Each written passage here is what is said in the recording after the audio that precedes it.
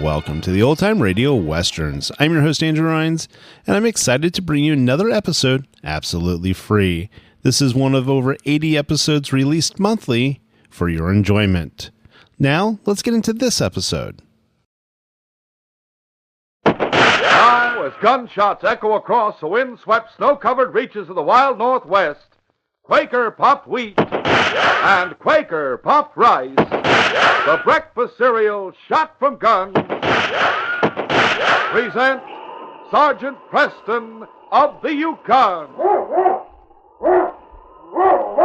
It's Yukon King, swiftest and strongest lead dog of the Northwest, blazing the trail for Sergeant Preston of the Northwest Mounted Police in his relentless pursuit of lawbreakers. On King, on you husky! Gold discovered in the Yukon. A stampede to the Klondike in the wild race for riches. Back to the days of the gold rush. With Quaker puffed wheat and Quaker puffed rice, bringing you the adventures of Sergeant Preston and his wonder dog, Yukon King, as they meet the challenge of the Yukon.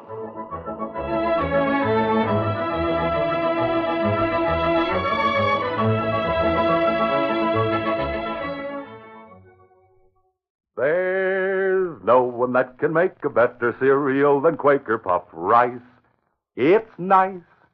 And when you hear that shootin', you're darn tootin' that Quaker makes the ones shot from guns. So why not start off every day with a bang? For breakfast, enjoy the ones shot from guns. Delicious Quaker puffed rice and Quaker puffed wheat.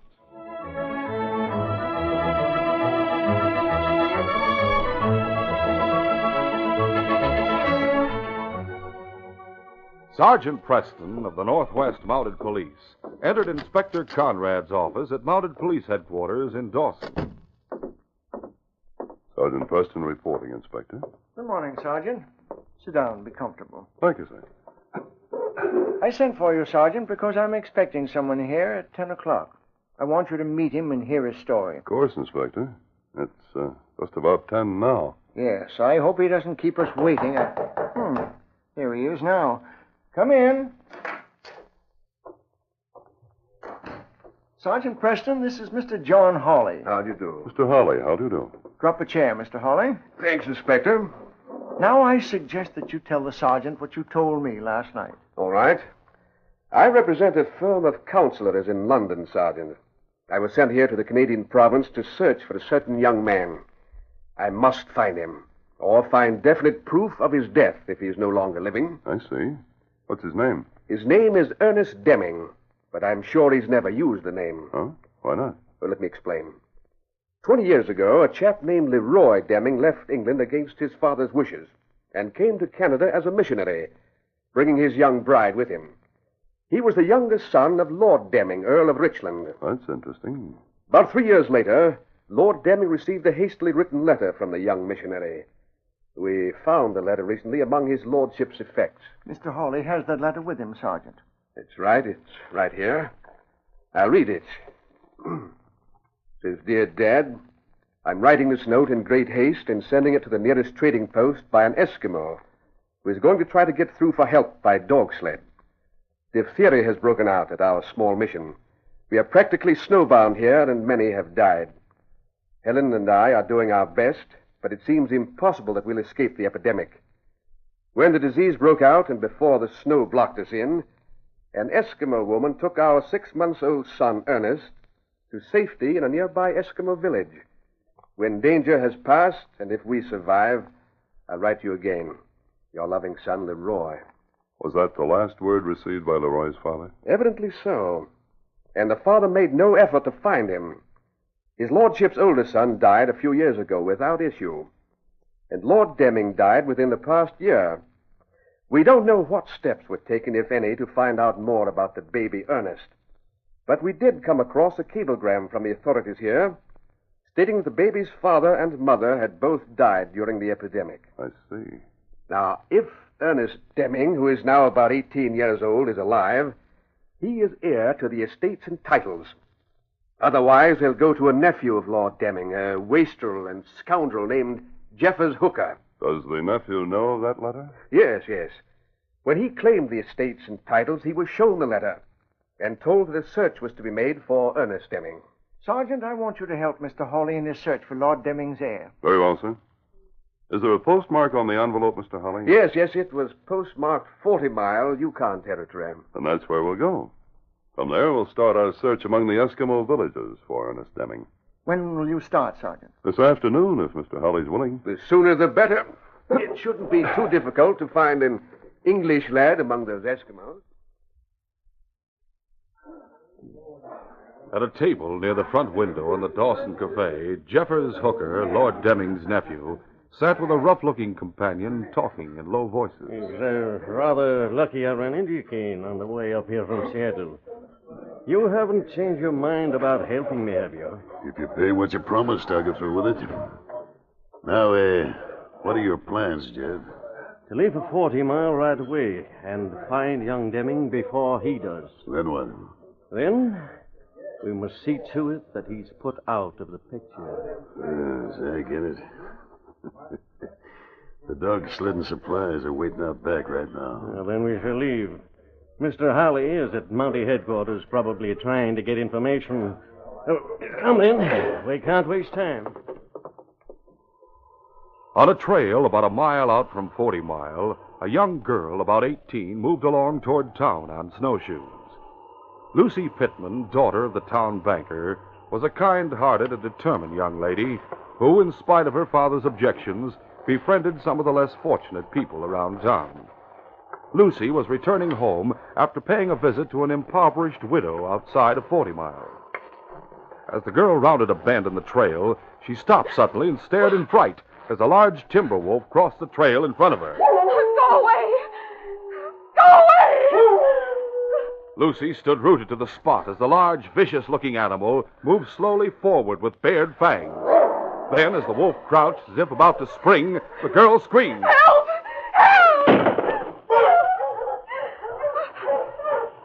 Help! Oh! You are all right, yes? Oh, yes. Yes, I'm all right. But if you hadn't come along, Well, you saved my life. Thank you. It was nothing. You mean to save my life was nothing? Oh, I did not mean that. I am very glad to save one so beautiful. I am Kalok. I'm Lucy Pittman, Kalok. My father will reward you with gold for what you've done. Kalok does not want gold for doing what anyone would do. You should not be out here alone on snowshoes. It is most dangerous. For a moment, Lucy didn't answer. She stared at the handsome young Eskimo standing before her and noticed his weather-browned but smooth skin and regular features. You know, somehow you're different from other Eskimo boys I've met. The way you speak, for instance. My mother, Kuna, had books from the white man's mission. She could read and write. She taught me much. Oh, I see. Well, if you're on the way to town, my father will want to thank you. Well, you have thanked me. That is enough. Now you ride on sled. Kalok will take you to home of your father. Oh, that's very kind of you. I take snowshoes. Oh, thank you. It will not take us long to reach town. I'm ready.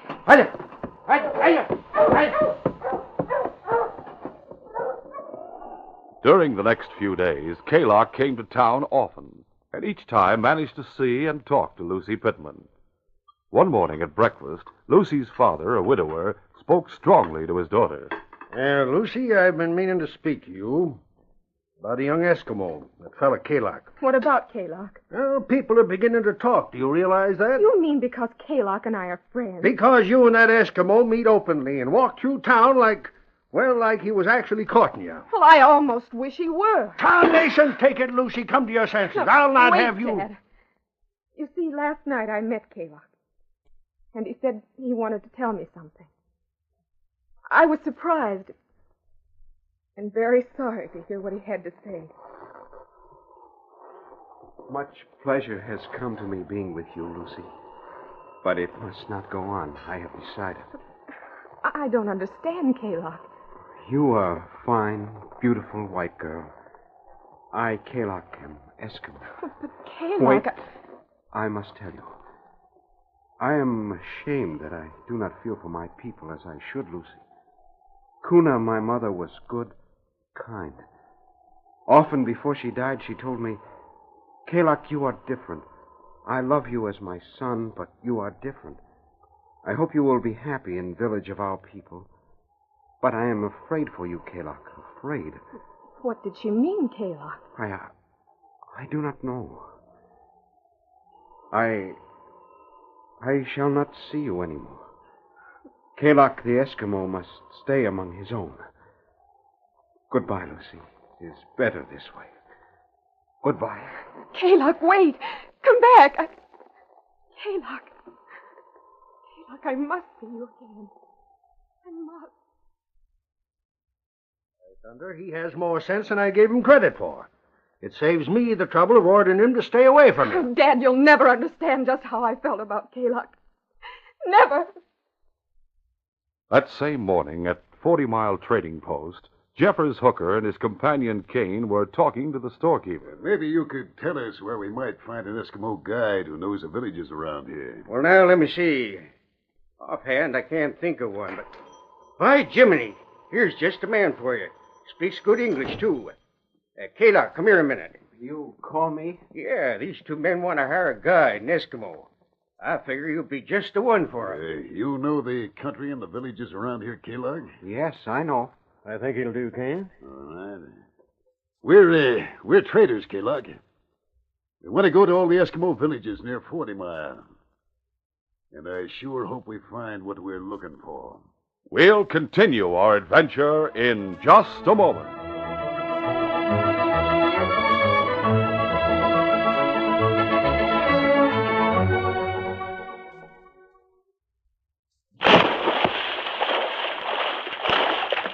Golly, fellas and girls, watch how fast that young Indian swimmer can swim.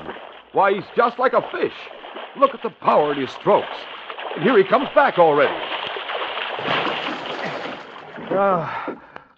Good swim. Boy, you must be the fastest and most powerful swimmer in the Yukon. Me beat every brave in tribe. I suppose you're pretty smart about what you eat. Oh, must be so. Say, do you eat Quaker puffed rice and Quaker puffed wheat? Oh, every day. Sure as sun rises. Good. And tell me what you like best about the ones shot from guns. Oh, they big.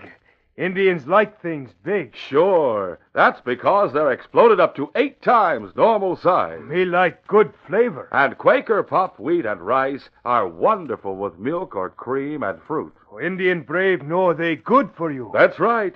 A strong brave like you needs plenty of good energy. And the ones shot from guns give you extra food values of restored natural grain amounts of vitamin B1, niacin, and iron. So you fellas and girls, take a tip. There's nothing like the one and only Quaker puffed rice and Quaker puffed wheat. Shot from guns. Try 'em for breakfast tomorrow.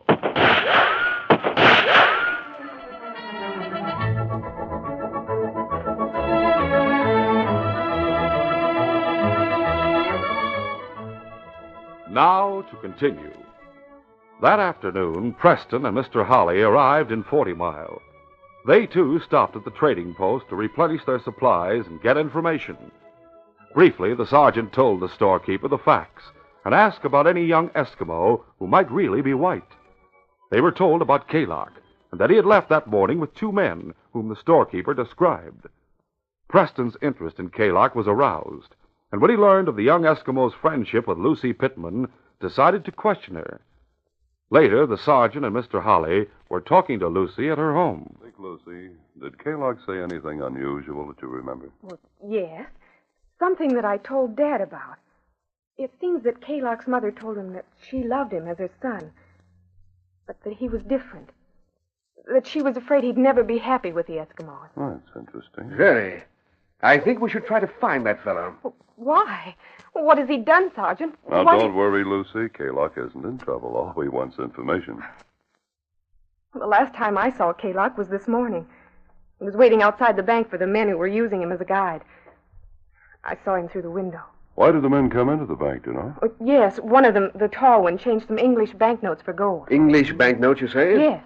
Well, that's unusual, isn't it, Sergeant? It isn't unusual for someone who's just come to the Yukon from England, such as Lord Deming's nephew, Jeffers Hooker, for instance. See, you're right.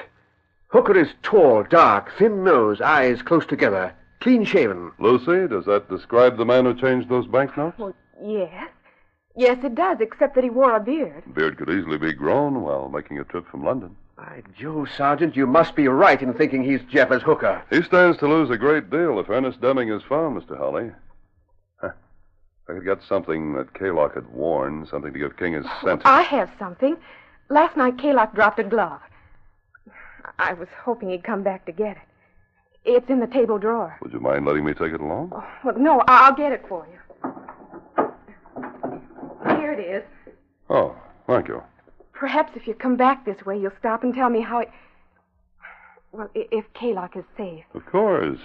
We might even bring Kaylock back with us to see you. Let's go, Mr. Holly. Goodbye. Goodbye. Bye, Lucy.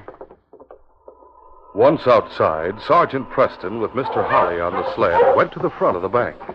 There, he stopped the dog team. Looking! Hello! I don't quite understand what you intend to do, Sergeant. Mr. Holly, from what we've learned of Kaylock, I think he might be the man we're seeking. You mean Kaylock might be Ernest Deming? What gives you that idea? From the storekeeper's description, he's about the right age and speaks English better than any of the others.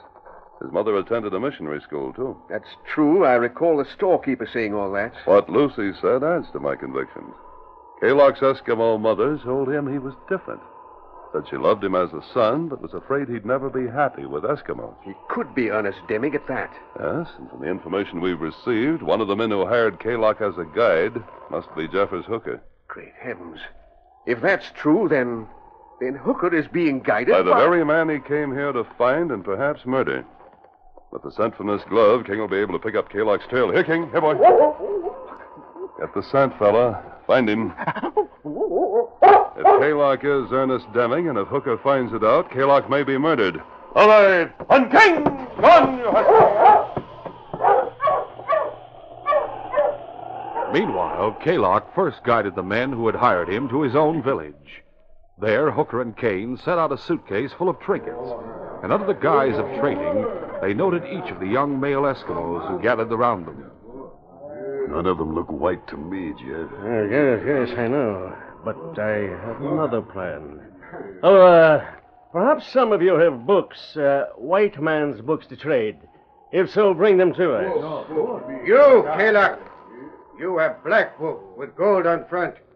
White missionary, give it to Kuna, your mother. I keep book, not give it in trade. Kuna left book to me.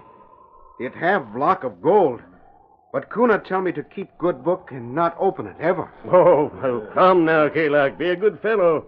Let us see the book you have. You needn't trade it if you don't wish to. All right, I go bring book.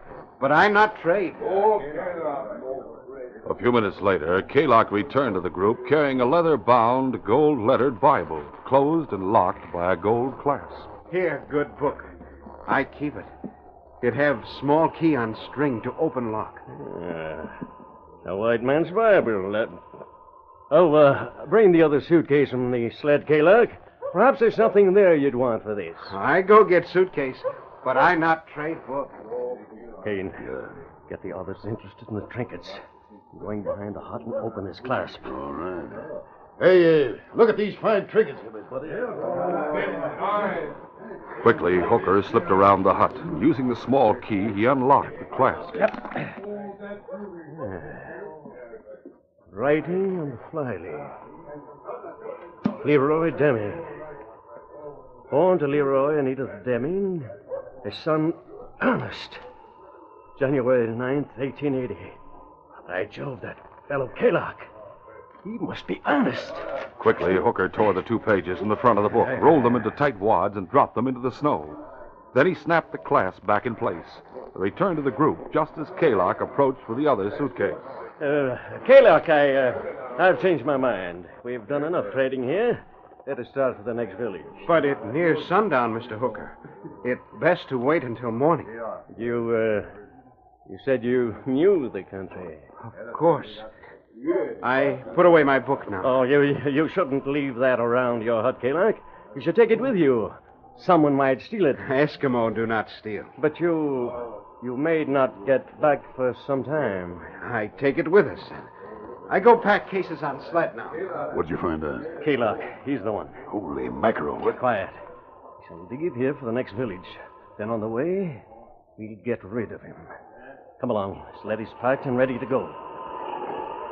Sergeant Preston and Mr. Holly had left 40 Mile a few hours after Kalak and the others, but they traveled fast and made good time. They arrived at the Eskimo village just a short time after the two men had left with Kalak.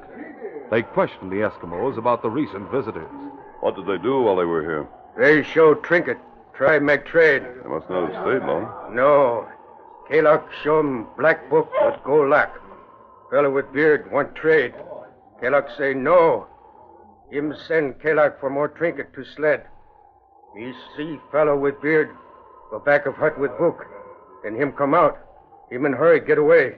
Then pack up. Give Kalak black book back. Leave. What do you make of it, Sergeant? Wait, I'll go look behind the hut. Come on, King.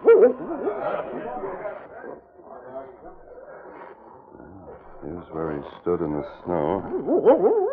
What's that, King? Oh, just scraps of paper. Sergeant Preston unwadded the 2 pages from Kalak's Bible. Then he quickly rejoined Mr. Holly. You seem excited, Sergeant. Yes, look here. These were torn from that Bible. Great heavens.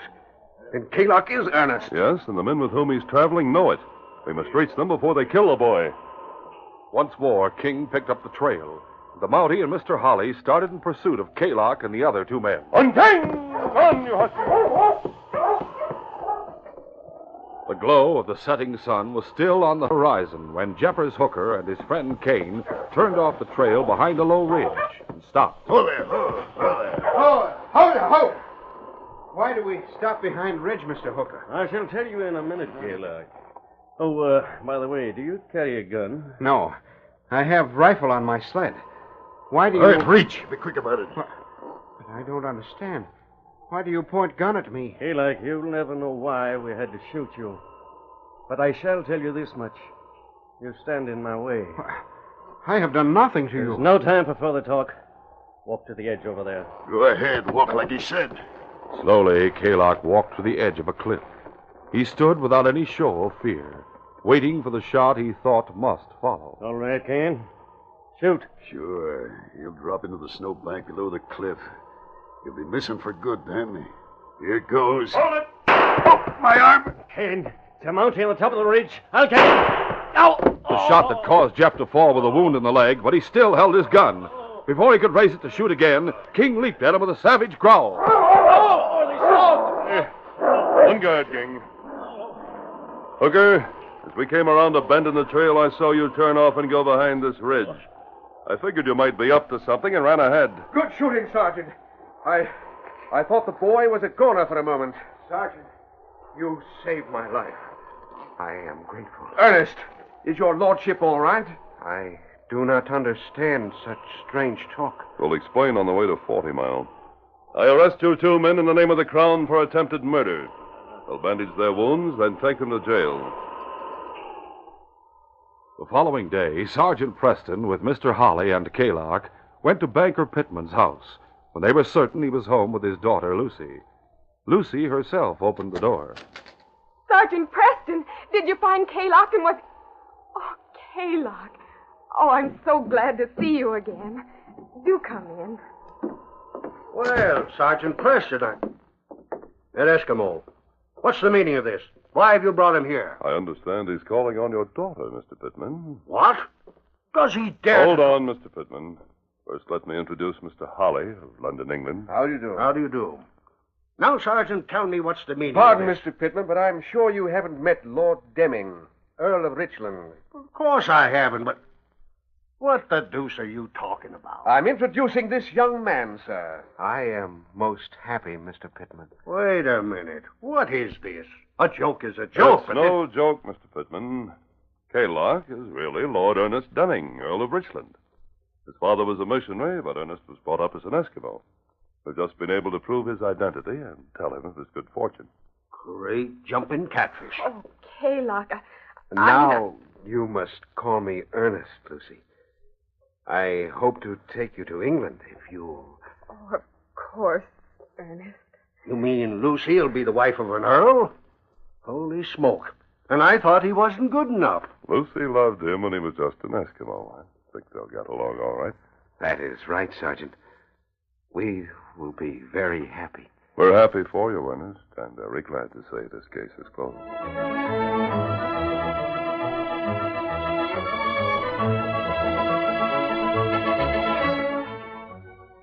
Sergeant Preston will return in just a moment with a word about our next exciting adventure.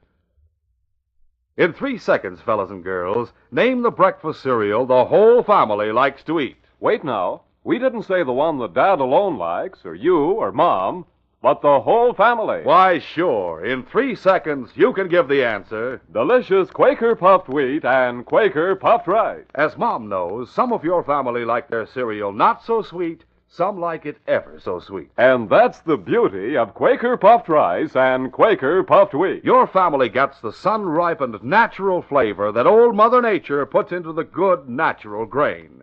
No factory sweetening is added. So each one in your family can sweeten it with sugar just the way he likes it. So be sure Mom gets the big red and blue Quaker packages with a sealed inner lining that keeps delicious Quaker puffed wheat and rice as crisp as can be. And say, fellas and girls, something big is coming your way. Something new, something different, right out of the great Northwest. Something you'll want for your very own. Be first to hear full details of a terrific offer on this program real soon. Be sure to be listening.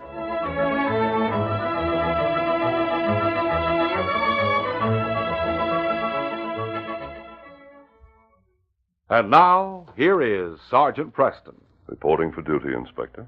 Sergeant, as you know, Matt Johnson was found dead on the trail between here and Crystal Creek. Yes, sir. He was caught in an avalanche, I believe. He was caught in an avalanche, true.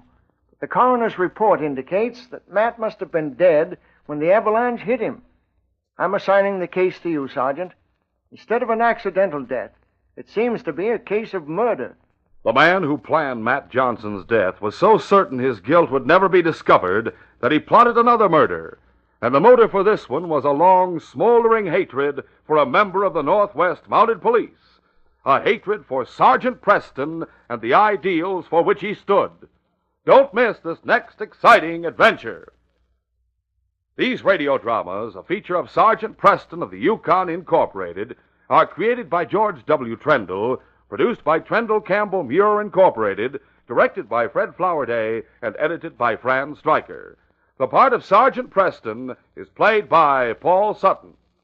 Sergeant Preston of the Yukon is brought to you every Tuesday and Thursday at this same time by Quaker Puffed Wheat and Quaker Puffed Rice, the breakfast cereals shot from guns.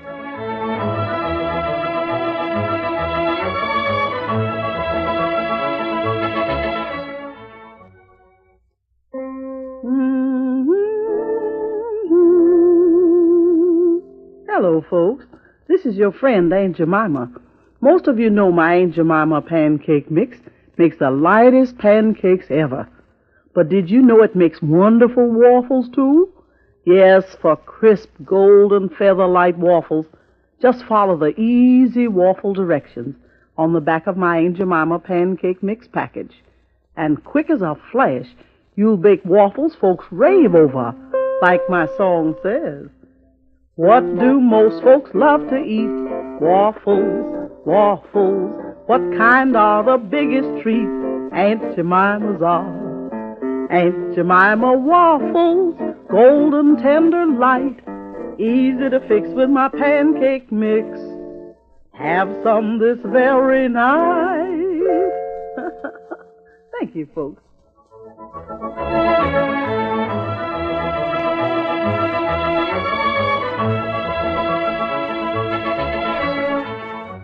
This is J. Michael wishing you goodbye, good luck, and good health from Quaker Popped Wheat and Quaker Popped Rice. So long. Listen tomorrow at the same time to The Green Hornet, brought to you by the drink that makes you feel fresh again, Delicious Orange Crush. This is the Mutual Broadcasting System.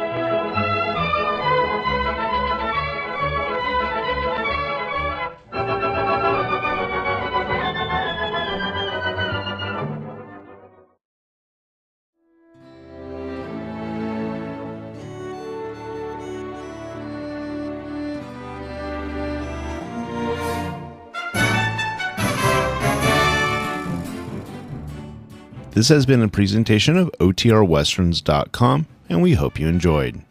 Please take some time to like and rate this episode within your favorite podcast application. Follow us on Facebook by going to OTRWesterns.com/Facebook, and subscribe to our YouTube channel by going to OTRWesterns.com/YouTube. Become one of our ranch hands and unlock some exclusive content. We want to thank our most recent ranch hands, Steve and Ron W., who joined us recently.